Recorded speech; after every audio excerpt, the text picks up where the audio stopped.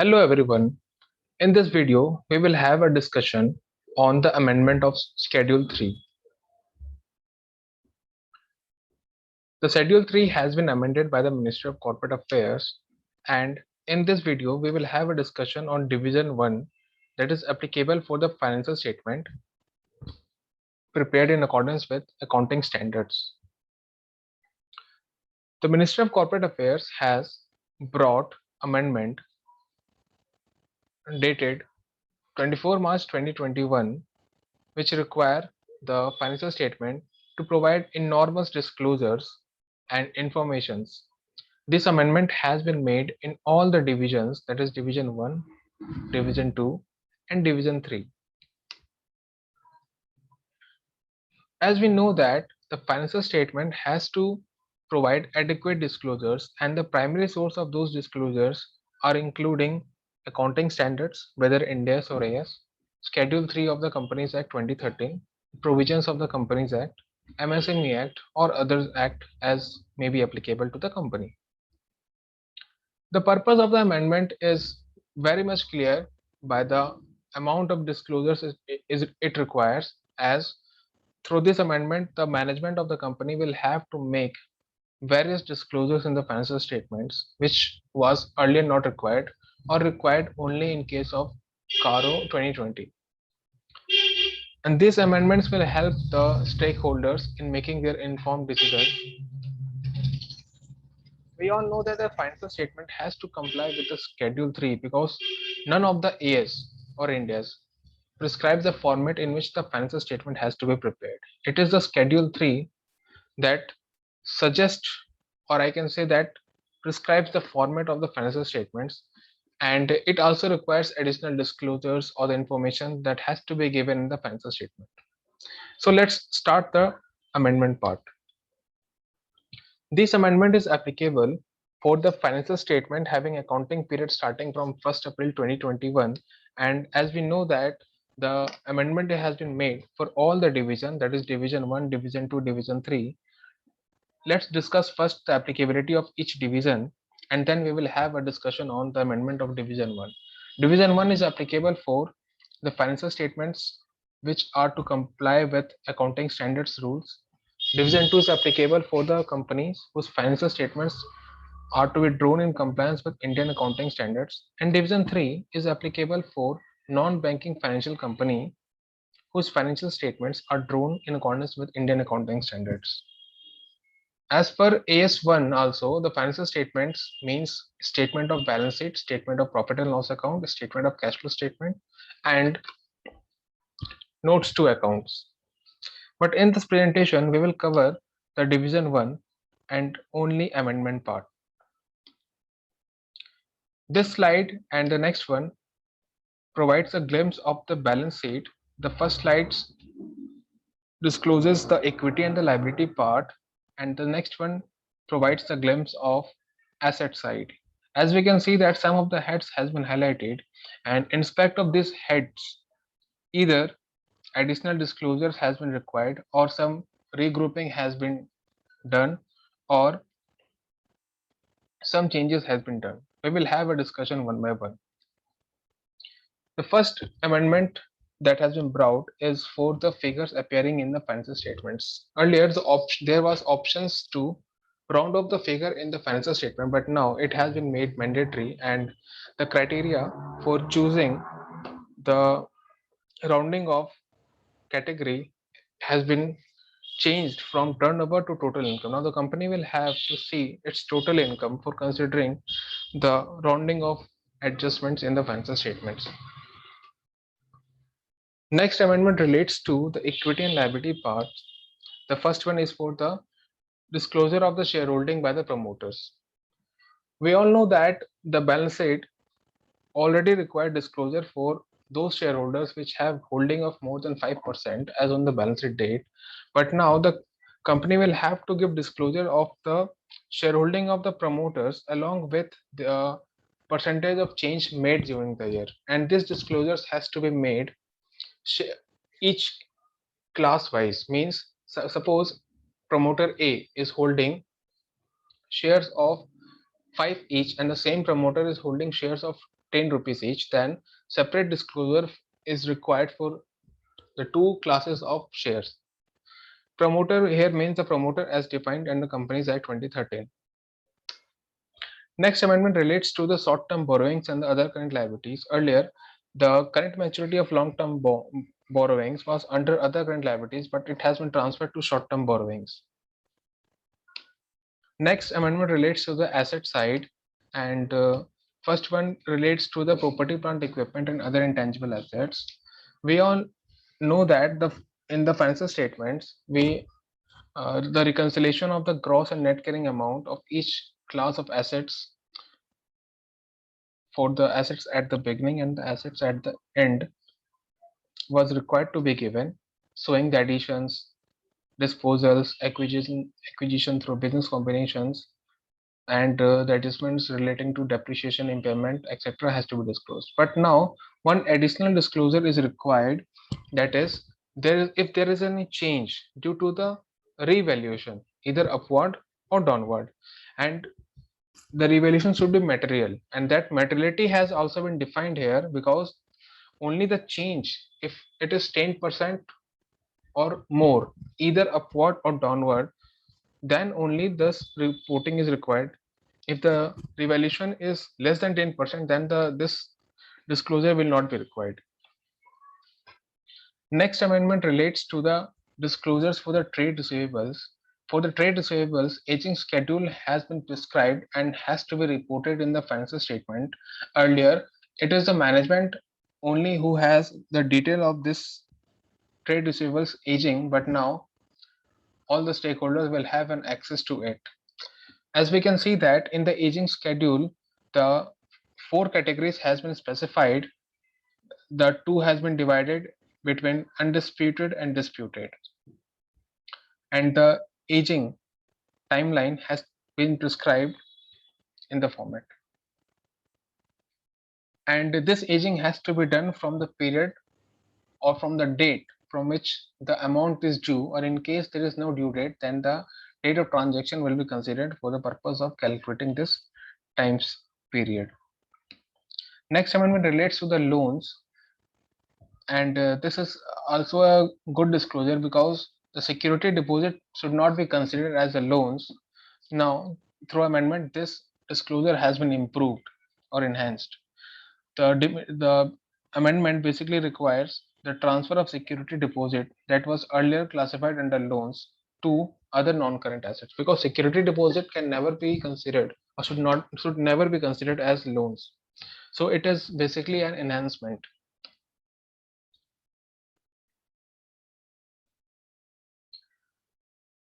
Yes. Next relates to the other current assets also. In case of security deposits, it has been transferred to other current assets. Next amendment relates to the additional informations that was not required to be disclosed in the financial statements, or most of the points under this additional informations are already covered in CARO 2020. But as we know that the CARO 2020 is applicable to certain companies and it is required to be made in the audit report. But now the Schedule 3 also requires similar information to some extent. Now let's discuss one by one. The first one is for the disclosure of the details of those immovable property for which the company is not holding legal title. Means the company is not the legal owner. So the company will provide the details of all the immovable properties for which the company is not holding legal title in the format as being depicted. You can see that those land or building which has been classified under property, plant, equipment, or investment property, or even non-current assets held for sale shall be classified in this format, and the disclosure of those assets shall be made. And the title deed, whether the title deed holder is a promoter or director, has to be disclosed. Property, the period from which, the date from which such property is held as such should be mentioned, and the reason also why the property is not held in the name of company will also required to be given. Next amendment is for capital work in progress. As we can see that there is a requirement of aging schedule which has to be given in the financial statement, and there are two categories for that disclosure. First one is projects work in progress and the project temporarily suspended. So project work in progress are those projects which are well and good, which are being continued and which will be, and for which there is no uncertainty for being capitalized. But the projects temporarily suspended will require the auditor or the stakeholders a concern, as these projects have been temporarily suspended or may require the impairment assessment or may require the cessation of the capitalization of certain expenses if the project has been temporarily suspended for a sufficient period or considerable period of time. And the total of this table has to match with the balance sheet figures. And next additional disclosures for capital work in progress is the disclosure of those capital work in progress of which is overrun either in terms of cost or either in terms of time. For example, suppose project 1 for which the budgeted cost was 100 lakhs, but now the cost has been incurred in those projects is 150 lakhs. So the disclosure will be required. Or next example is suppose for project 2, the estimated time of completion for those project was say 10 years, but now it has been 15 years, but the company is not able to complete the project. So disclosure will be required for that projects too. Similar disclosures and similar additional information is required for intangible assets under development, as it is.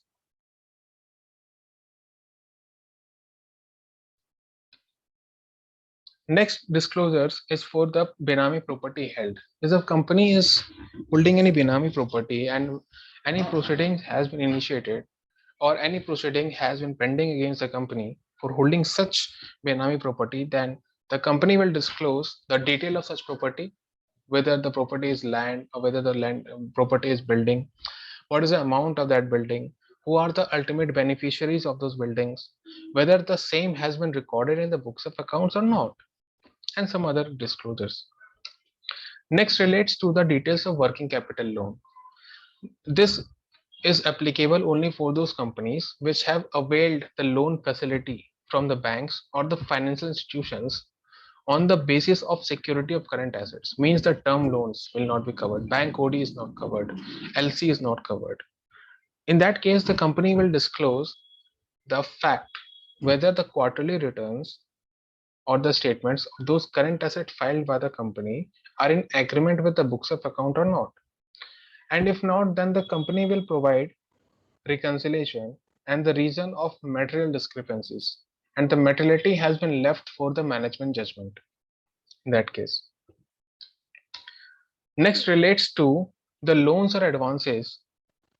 Specific loans to advances given to the related parties, that is promoters, directors, KMPs, or others related as per 2 subsection 76 of the Companies Act. If such loans only and only if such loans or advances given without specifying of any terms of repayment or either repayable on demand, and the disclosure will be in the table as being disclosed: the type of borrower, the amount of loan given, and the percentage of total loans given. Next relates to the willful defaulter. Whether a company is declared willful defaulter by a bank or financial institutions or any other lender, means anyone other than banks is also covered, then the company will disclose the date of such declaration as willful defaulter, and the amount and the nature of default will be given.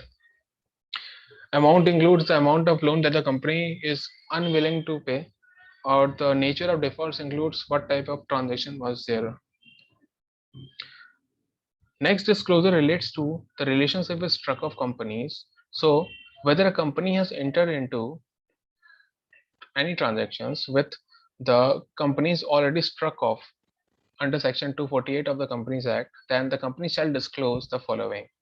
And for this, the company can simply do one thing. Company can simply extract the list of all the debtors, creditors, financiers, loans, all the parties, and company can simply extract the list of the companies struck off by the website of Ministry of Corporate Affairs, and then company will have company will simply see whether the customers whether its parties are covered under those lists or not.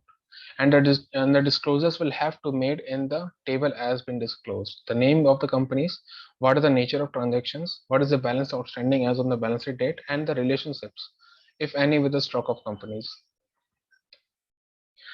Next disclosure relates to the registration of the charges created or registration of the charges satisfied. We all know that Ministry of Corporate Affairs requires the registration of either creation or satisfaction of charges, and there is a specified date of it also. So if a company has not created charges within time or has not registered the creation or satisfaction of charge within the time, then the company will have to provide the reasons of such delay in the financial statements. Next relates to the ratios. These ratios, there are approximately 11 ratios which are required to be given in the financial statements. This includes the current ratio, debt equity ratio, debt service coverage ratio, and other ratios. These are the ratios which will help the stakeholders in making the informed decisions, and this will also make easy for their analysis as the ratios will already be disclosed in the financial statements. Earlier, the stakeholders has to compute those ratios and make an analysis, but now the management will provide those ratios along with certain explanations of the figures considered in numerator and the denominator part, and additional explanation is required to be given also if there is a change in more than 25% as compared to the previous year. For example, suppose the current ratio, the company will have to provide which assets has been covered under current assets and which assets has been covered under current liabilities. And for example, suppose the current ratio comes to 1.5 and the last year it was 0.75, and hence there is a change of more than 25%, then the company will have to provide explanation for such change. The explanation for such change may be the change due to the increase in debtors or decrease in liabilities or whatever, but the company will have to provide such details. Next disclosure relates to the undisclosed income. The company will have to provide the details of those transactions not recorded in the books of accounts that has been surrendered or disclosed as income during the income tax assessment. And next relates to the corporate social responsibility. So if a company that is covered under section 135, then the company will have to provide disclosures as the amount required to be spent by the company, say 100, the amount of expenditure incurred, say 75, shortfall at the end of the year 25, total of previous year shortfall, say 10, reason of shortfall, shortage of funds, maybe nature of CSR activities, yes, what has been done under CSR, and some other disclosures.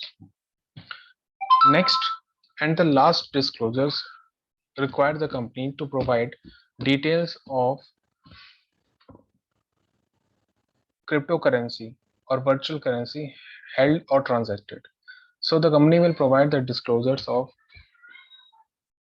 profit or loss arising on account of such transactions, the amount of currency held as on reporting date, and the deposits or advances from any person for the purpose of trading or investing in the cryptocurrency.